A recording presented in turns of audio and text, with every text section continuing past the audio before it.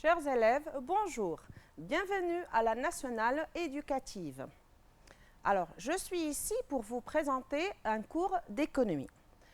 Le cours d'aujourd'hui appartient à la première partie de votre programme, à savoir la croissance économique et ses facteurs. Comme vous le savez déjà, cette partie contient 2 chapitres. Le premier chapitre concerne la croissance économique, alors que le deuxième, il concerne plutôt les facteurs de la croissance économique. Ma séance appartient au premier chapitre et plus précisément à la première section « Définition et mesure de la croissance économique ». Je vais me pencher durant cette séance plutôt sur la première section. Par contre, dans la prochaine section, vous allez avoir affaire à l'irrégularité de la croissance. Donc, pour la séance d'aujourd'hui, je vais me focaliser sur le grand A, définition de la croissance économique. Vous allez voir avec ma collègue lors d'une séance ultérieure le grand B, mesure de la croissance économique. Commençons tout de suite par le grand A de la première section du premier chapitre, définition de la croissance économique. Alors, comme vous pouvez l'imaginer, donc dans tous vos examens, vous allez avoir à des questions de cours. Et dans chaque question, il y a une consigne bien déterminée. Parmi les consignes, vous allez avoir affaire à la consigne définir ou encore à la consigne identifier. Là, j'attire votre attention à la différence entre les deux. Donc, si on nous demande de définir, on va se limiter qu'à la définition. Par contre, si on nous demande d'identifier, il y a lieu de s'étaler au-delà de la définition et on doit aussi caractériser. Pour cela, on va identifier la croissance économique. Donc, on va ensemble essayer de définir la croissance et de caractériser cette notion avec ses différents aspects. On va se focaliser durant cette séance aux 2 aspects quantitatifs et qualitatifs. Par contre, vous allez voir plus tard dans d'autres séances l'autre aspect, à savoir l'aspect durable et irrégulier. Commençons tout de suite par exploiter un premier document qui figure dans votre manuel scolaire. Comme vous avez l'habitude de le faire en classe avec votre enseignant ou enseignante, vous avez toujours des documents, par exemple des textes comme celui-ci, et vous faites une première lecture normalement, une lecture globale. Comme ça, vous allez avoir une idée générale sur le contenu de ce document. Mais attention de ne pas oublier la question annexe au document, parce que c'est elle qui va vous guider et c'est elle qui va vous préciser l'objectif de l'exploitation de ce document. La question annexe à ce document, elle nous demande d'identifier la notion de croissance économique. Donc, on va faire une lecture globale d'abord, ensuite on va revenir pour dégager petit à petit les différentes idées. Alors, depuis 2 siècles, nous assistons à une formidable amélioration des performances de l'économie.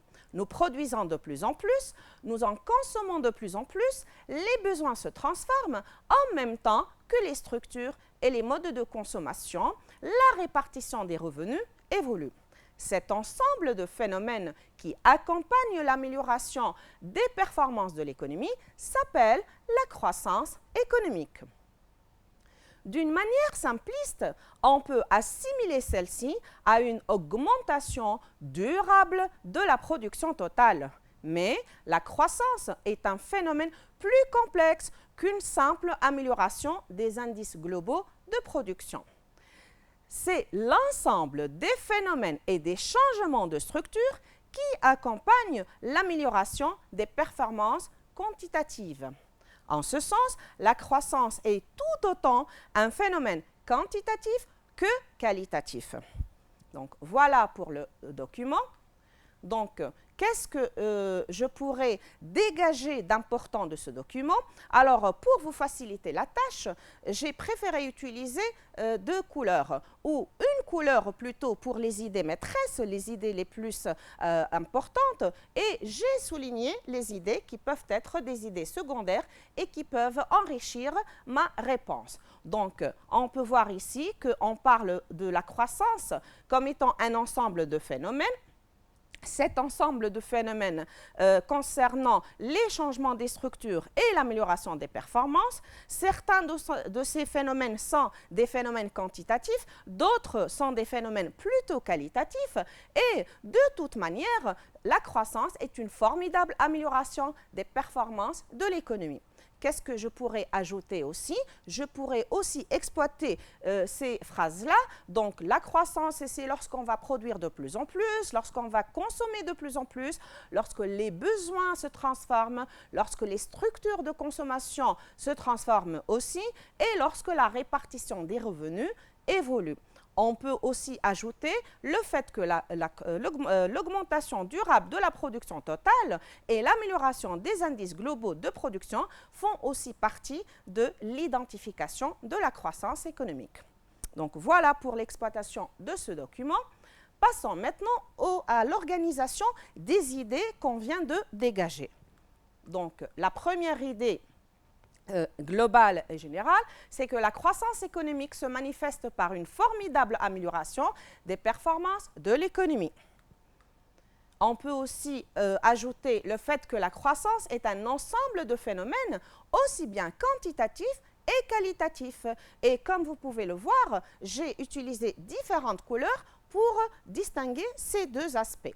Alors, concernant l'aspect quantitatif, on peut dire que les phénomènes quantitatifs qui se réalisent au cours de la croissance économique se résument en une amélioration des performances quantitatives, notamment lorsque les grandeurs économiques augmentent de façon durable, telles que l'investissement, la production, la consommation, les revenus, l'épargne et bien évidemment le PIB augmente aussi. Concernant les phénomènes d'ordre qualitatif, ce sont des phénomènes qui se résument en différents changements des structures économiques, c'est-à-dire lorsque les structures de consommation se transforment et les besoins évoluent. Voilà pour ce premier document. Donc, si on veut synthétiser ce qu'on vient de dégager à partir de ce document, on peut le faire aussi sous forme de schéma. Comme ça va faciliter la tâche pour bien visualiser et distinguer ces différentes idées. Donc, la croissance économique, elle est aussi bien un phénomène quantitatif qu'un phénomène qualitatif. Concernant le phénomène quantitatif, c'est une augmentation durable des grandeurs économiques et donc du PIB. Concernant le phénomène qualitatif, c'est un ensemble de changements au niveau des structures économiques, c'est-à-dire de la production comme de la consommation. Passons maintenant à un autre document, toujours un texte, toujours tiré de votre manuel scolaire. Alors, ce document s'intitule « Aspects quantitatifs et qualitatifs de la croissance » et il va nous aider à dégager d'autres idées qu'on pourrait ajouter aux idées déjà retenues du premier document. Alors, une première lecture s'impose, c'est très important, et lors de la deuxième lecture, on va essayer de préciser quelles sont les idées les plus importantes.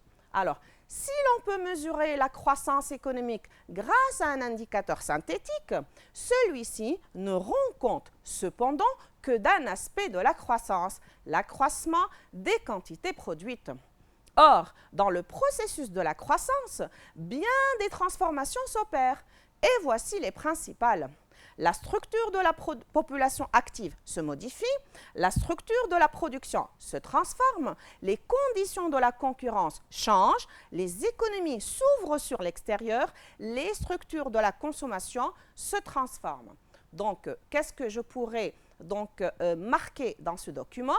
Toujours des idées en rouge, qui sont les deux idées maîtresses de ce document, à savoir la première qui nous rappelle que la croissance, selon son aspect quantitatif, est un accroissement des quantités produites. La deuxième idée qui a affaire à l'aspect qualitatif de la croissance et qui rappelle qu'au cours de la croissance, il y a des transformations qui s'opèrent. Je peux ajouter d'autres idées secondaires dans le cadre de l'aspect qualitatif, c'est que la structure de la population active se modifie, c'est que la structure de la production se transforme et que aussi les structures de la consommation se transforment à leur tour.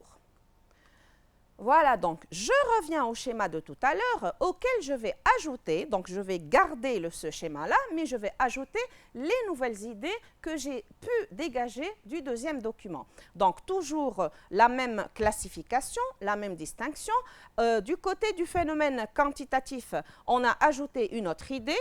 Donc, c'est que c'est un accroissement des quantités de biens et services produits. Du côté du phénomène qualitatif, j'ai ajouté aussi des précisions au niveau des changements des structures économiques qui se réalisent au niveau de la production, notamment l'évolution de la répartition sectorielle du PIB et de la population active, parmi d'autres bien sûr. Et au niveau des mutations des structures économiques de la production, je peux ajouter, c'est qu'il y a une amélioration au niveau du niveau de vie moyen de la population et une évolution de la structure de la consommation des ménages. Voilà, donc j'ai ajouté d'autres types de documents que je pourrais utiliser et qui pourraient aussi être efficaces ou utiles pour dégager toujours soit l'aspect quantitatif, soit l'aspect qualitatif de la croissance économique. Donc là, on a affaire à un graphique, donc c'est une courbe. Cette courbe, donc au cours du temps, elle montre bien donc l'évolution du PIB mondial en milliards de dollars. Et comme on peut le voir ensemble, la courbe, elle a une tendance générale à la hausse, ce qui montre bien que le PIB mondial, durant toute cette période, n'a cessé d'augmenter. Et une augmentation du PIB mondial confirme bel et bien qu'il y a une croissance économique. Passons à ces deux photos-là, donc, qui marquent donc, les changements structurels au niveau de la production, mais aussi tant au niveau du PIB qu'au niveau de la population active. Là, on voit des photos relatives au secteur primaire, notamment l'agriculture qui est la principale activité du secteur primaire, et on voit bien donc l'évolution et les changements qui ont eu lieu grâce à la croissance économique au niveau de l'agriculture, donc tant au niveau de la production qu'au niveau de la main-d'œuvre agricole. Pareil pour le secteur secondaire et pour les activités industrielles, il y a eu bel et bien des mutations sectorielles au niveau de l'industrie grâce à la croissance économique. On voit bien la différence entre comment était le travail dans l'industrie et comment était le volume de production au niveau de l'industrie et comment est devenu avec l'arrivée de l'automatisation, de la robotisation et l'arrivée de la machine. Et on voit bien que la main-d'œuvre, elle a presque disparu et elle a été remplacée par les robots. Dernier secteur, le tertiaire, notamment l'activité principale du tertiaire qui est le commerce. Comment est le commerce de la façon la plus traditionnelle et comment est devenu le commerce avec l'ère du digital, avec les NTIC, les nouvelles technologies de l'information et de la communication, et on est bel et bien avec la croissance en pleine période et explosion du e-commerce, du commerce électronique. Revenons à notre plan du cours. Donc, on vient de terminer la partie identification de la croissance économique, tant au niveau de la définition qu'au niveau des caractéristiques. Qu'est-ce qu'on va faire maintenant? On va ajouter un autre travail et on va répondre à un autre objectif. on va présenter la croissance sous ces deux formes, à savoir sa forme extensive et sa forme intensive. Pour cela, quand on a de notions à étudier, on peut soit les distinguer, et pour la distinction, il faut dégager les points de différence, on le sait tous. On peut aussi affaire à une comparaison. Donc, les élèves, généralement, pendant les examens, par souci de gain de temps ou parce qu'ils veulent précipiter la réponse, alors ils ne font pas attention à la différence entre ces deux consignes et des fois, on a affaire à des réponses qui contiennent uniquement une distinction alors que la consigne était plutôt une comparaison. Donc, faites attention, donc ne confondez pas parce que quand on vous demande de comparer, c'est que vous devez non seulement faire les points de différence, mais surtout le ou les points de ressemblance, à ne pas oublier.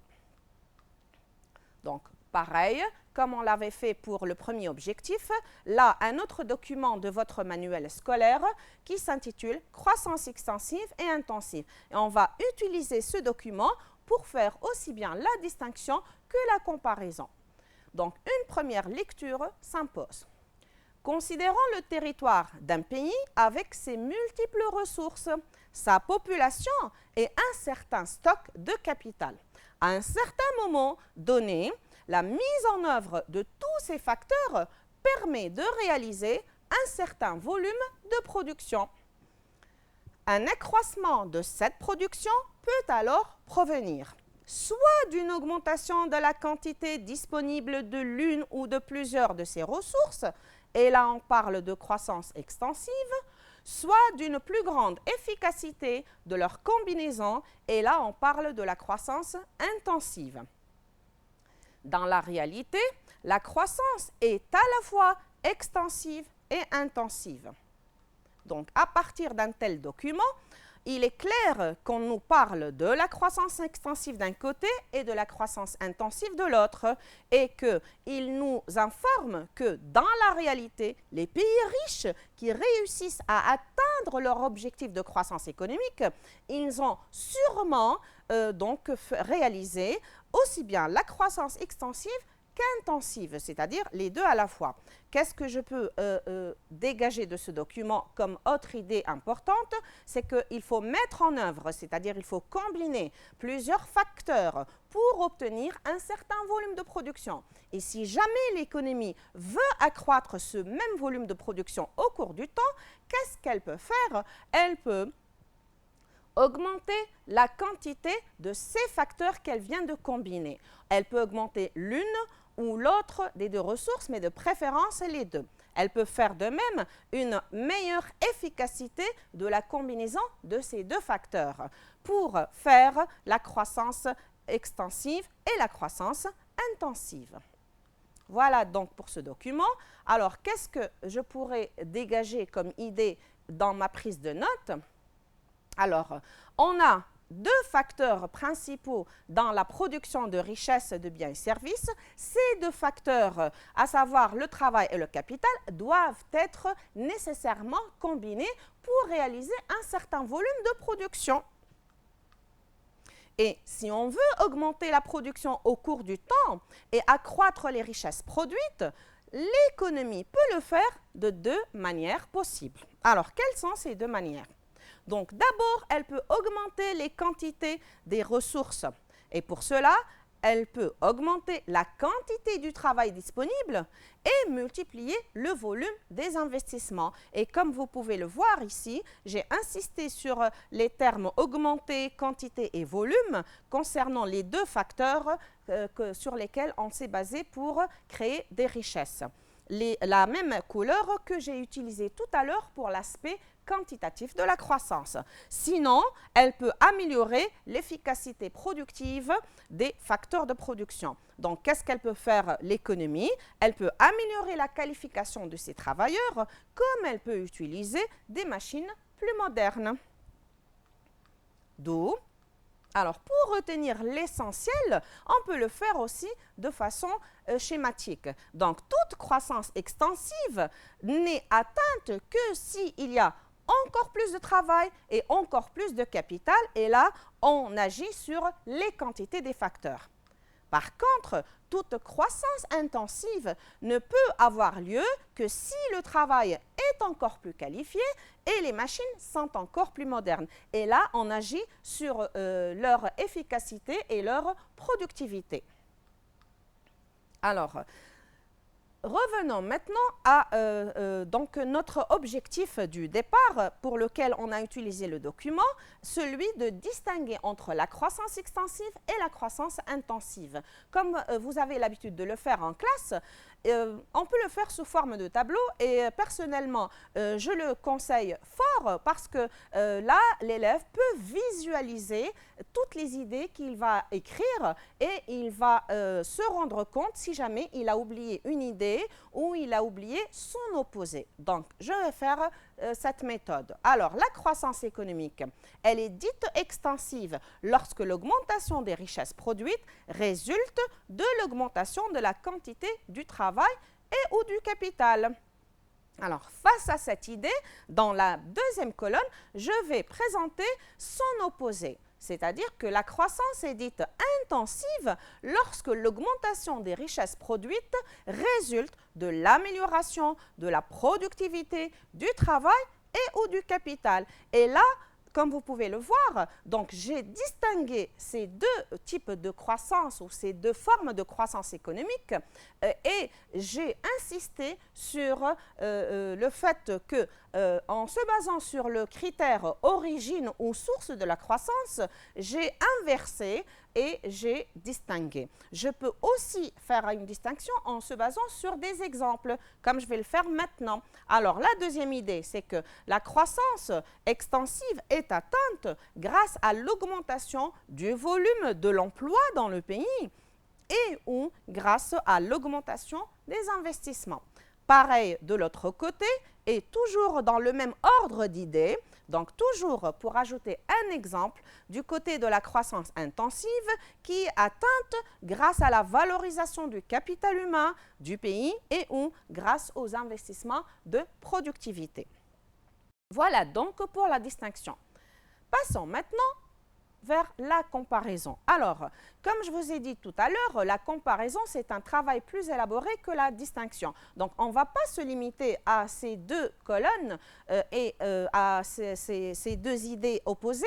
On va ajouter un travail supplémentaire, à savoir les points de ressemblance. Donc, le tableau va se transformer ainsi.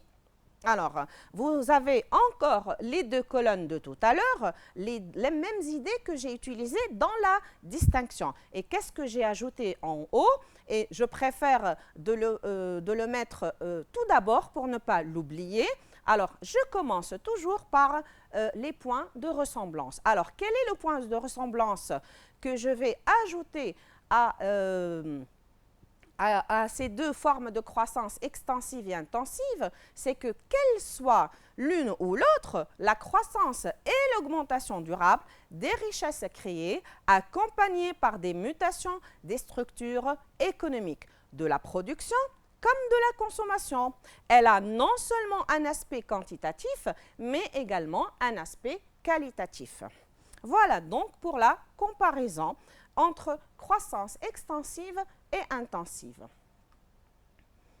Restons toujours dans ce même cadre d'idées. Alors, pour la croissance extensive et intensive, on peut aussi les étudier et les distinguer à partir d'un travail analytique. Donc, vous avez à faire un tableau ici. Donc, le tableau, il contient des périodes et il contient des indicateurs. Et, bien sûr, du travail à faire et des consignes sous forme de questions. Alors, la chose qui me dérange le plus chez les élèves, c'est que dès qu'ils voient un tableau, alors qu'est-ce qu'ils vont faire? Ils vont se précipiter à calculer et à chercher les inconnus avant même de se concentrer sur l'essentiel. C'est quoi cet essentiel? C'est les informations du tableau.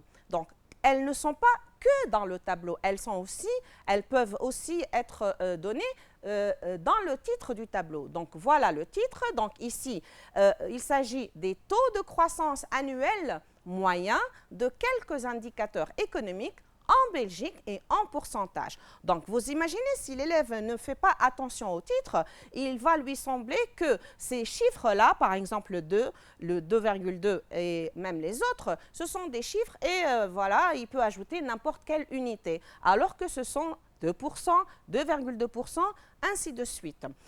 Donc ici, il ne s'agit pas des valeurs du PIB, mais c'est le TCAM du PIB. Il ne s'agit pas non plus des valeurs du volume du travail, mais c'est le TCAM du volume du travail. Enfin, ce ne sont pas des valeurs de la productivité horaire du travail, c'est le taux de croissance annuel moyen TCAM de la productivité horaire du travail. Donc, si on n'accorde pas de l'importance à ces informations, on pourrait se tromper dans notre travail par la suite. Par exemple, ce 2 entre 1980 et 1990, ce n'est pas un 2 tout court, c'est un 2%. C'est quoi ce 2%? C'est le taux de croissance annuel moyen du PIB de la Belgique durant cette période. Pareil pour le 1 de la dernière colonne. Donc, c'est 1%. C'est quoi ce 1%? C'est le TCAM du PIB belge durant cette période.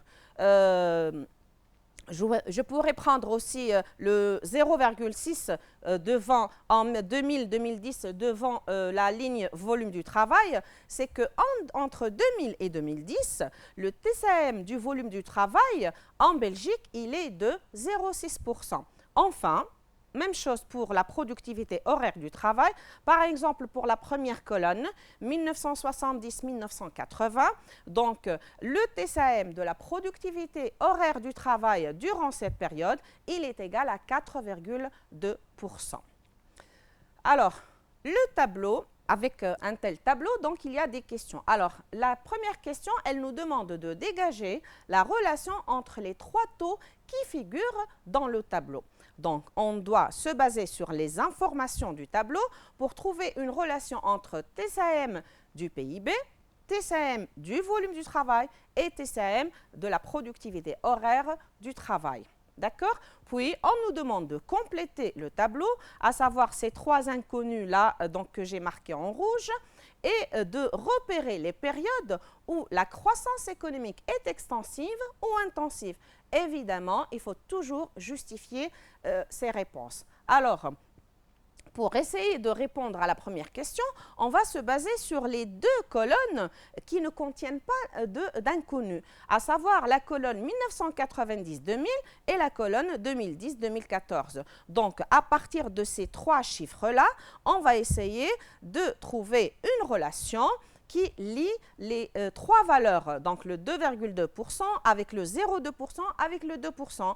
Pareil pour la dernière colonne, quelle relation peut-il y avoir entre 1%, 0,9% et 0,1%?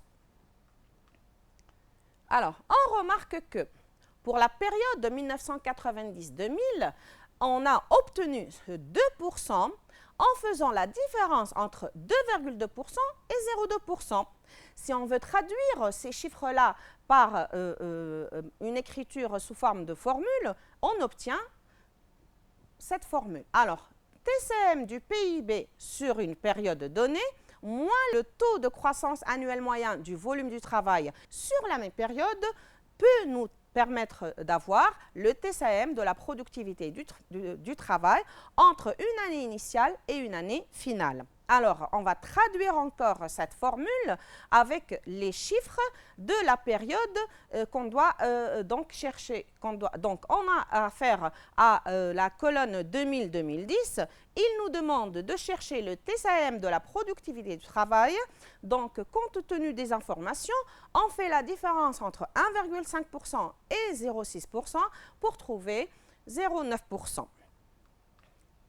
Pareil, on a remarqué que durant la période 2010-2014, il y a une relation qui est la suivante. 0,9% auquel on lui ajoute 0,1%, on peut trouver 1%. Donc, on va traduire cette relation chiffrée par une formule, c'est que si on fait la somme entre le taux de croissance annuel moyen du volume du travail et le taux de croissance annuel moyen de la productivité du travail entre les mêmes années, on peut trouver un TCM du PIB sur la même période. Donc, on va essayer d'appliquer cette formule pour la période 1970-1980 pour trouver le TCM du PIB. Donc, on va ajouter ces deux taux, donc 4,2% auquel on lui ajoute moins 0,8%, ça nous donne un résultat égal à 3,4%.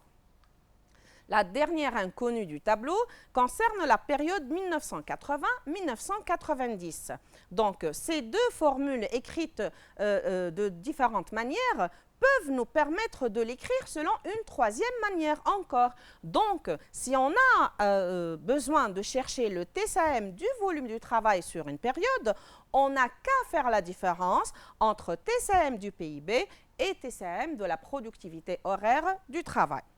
Voilà donc les chiffres pour la période donc, qui manque dans le tableau. La période 1980-1990, ça nous donne alors un TCM du volume du travail égal à moins 0,1% en faisant la différence entre 2% et 2,1%.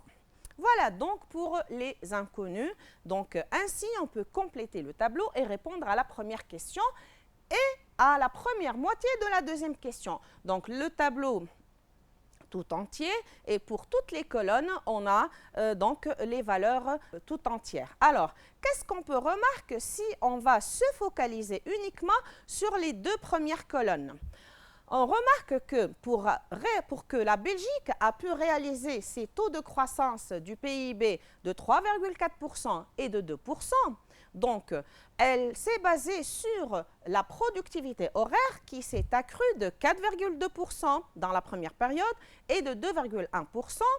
Et que donc, durant ces périodes, le volume du travail n'a pas augmenté, il a plutôt diminué tant que le taux de croissance est négatif. Alors, on peut l'écrire de la sorte. Donc, pour avoir un TCM du PIB positif, donc, on peut se baser sur un taux de productivité du travail positif et le taux de croissance de l'emploi peut être négatif. Donc, si on veut repérer des périodes de croissance extensive et intensive, on peut dire que ces deux premières périodes du tableau, donc de 1970 à 1990, la Belgique a réalisé une croissance qui est dite purement intensive. Pareil pour les deux autres colonnes du tableau, donc la troisième et la quatrième. La Belgique a réussi à réaliser une croissance de 2,2% puis de 1,5% en se basant sur l'accroissement des deux éléments, à savoir le volume du travail qui a augmenté et la productivité de travail qui a augmenté. Mais qu'est-ce qu'on remarque ici? C'est que même si les deux taux sont positifs et que le volume et la productivité du travail ont augmenté, l'augmentation de la productivité a été beaucoup plus rapide que celle de l'emploi. Donc, dans ce cas, une croissance économique donc, de la sorte est dite plutôt intensive. La dernière colonne concernant la période 2010-2014, elle correspond à cette schématisation. Donc, on a pu réaliser en Belgique un taux de croissance du PIB de 1%, grâce notamment au 0,9% du volume du travail et 0,1% de la productivité horaire du travail. Donc, il y a accroissement des deux, mais l'accroissement du volume du travail a été beaucoup plus important que l'accroissement de la productivité du travail. Une telle croissance économique, elle est dite plutôt extensive. Voilà, donc ainsi on a terminé de répondre aux deux questions du tableau et de l'exercice. Qu'est-ce qu'on peut retenir donc de cette activité-là? On peut retenir que si la croissance elle est extensive, elle peut être soit purement extensive, soit plutôt extensive. Quand est-ce qu'on parle de croissance purement extensive? Lorsqu'on trouve un taux de croissance de la productivité du travail soit nul, soit négatif, c'est-à-dire la productivité du travail n'a contribué en aucun cas à l'accroissement des richesses produites. C'est plutôt le volume du travail qui a réalisé cette croissance. Quand est-ce qu'on parle de croissance plutôt extensive? Si les deux taux de croissance de la productivité et du volume du travail sont positifs. Mais si le volume du travail augmente plus rapidement que la productivité du travail. Et là, on a un taux de croissance du volume supérieur à un taux de croissance de la productivité du travail, bien évidemment. La croissance intensive est aussi peut être soit purement intensive, soit plutôt intensive. Quand est-ce qu'on parle de croissance purement intensive? Lorsqu'on a un taux de croissance du volume du travail soit nul, soit négatif. C'est-à-dire que la quantité du travail n'a en aucun cas servi à accroître les richesses. C'est plutôt grâce à l'accroissement de la productivité du travail. C'est pourquoi qu'on l'appelle croissance purement intensive. Quand est-ce qu'on parle de croissance plutôt intensive? Lorsque les deux taux sont positifs, c'est-à-dire le taux de croissance de la productivité et le taux de croissance du volume du travail. Mais il faut que le taux de croissance de la productivité soit supérieur au taux de croissance du volume du travail pour dire que c'est une croissance plutôt intensive. Alors, même si à partir de cette activité-là, on s'est focalisé sur le rôle du facteur travail, de sa productivité et de son volume dans la croissance économique extensive et intensive, vous pouvez avoir affaire à d'autres activités où on se concentre plutôt sur le rôle de la productivité et du volume du capital. Voilà, notre séance s'achève ainsi. Alors, pour synthétiser la leçon, donc la croissance économique, elle peut être aussi bien extensive qu'intensive. Elle est caractérisée par ces différents aspects, notamment l'aspect quantitatif et l'aspect qualitatif. Ainsi, donc, s'achève cette séance d'aujourd'hui. Je vous remercie infiniment pour votre attention. J'espère profondément qu'elle a été utile pour vous, pour la suite de votre révision, pour toute l'année scolaire. Et je vous invite à regarder les séances d'après pour le reste du cours. Et je vous souhaite de tout mon cœur bon courage pour l'examen. Au revoir.